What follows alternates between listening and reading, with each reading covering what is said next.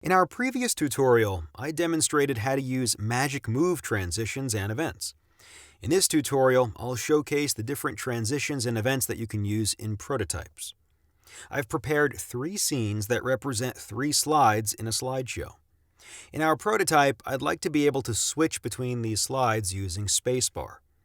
So I'll create a transition from one scene to the other, and this time I'll select Key Down Event from the contextual menu.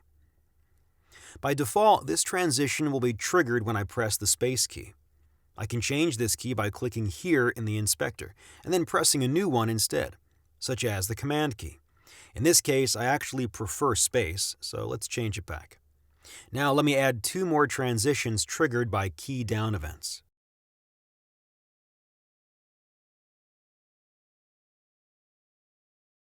Let's check it out in the simulator. See?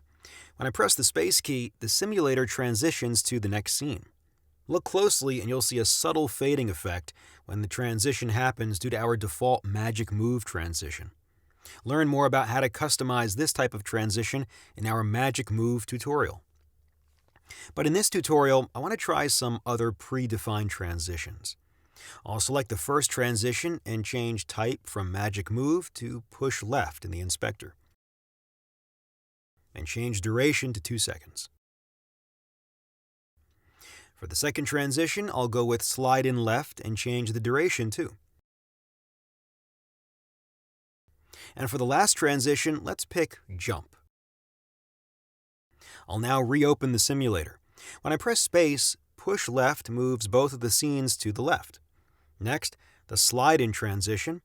Note how only the new coming scene moves in this transition. And finally, the jump transition simply replaces the scene instantly, like this. It would be nice if our slideshow automatically switched between scenes after a few seconds, so let's do that.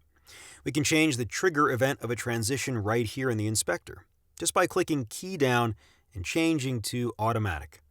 I'll also change the delay from 0 to 2 seconds, and do likewise for the other 2 transitions.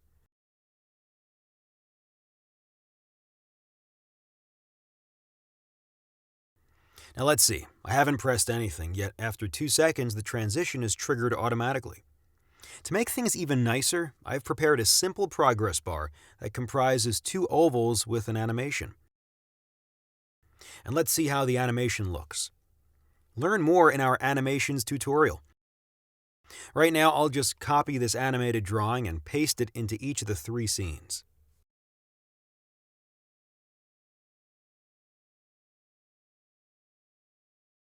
That's done, so let's see how the final prototype looks in the simulator.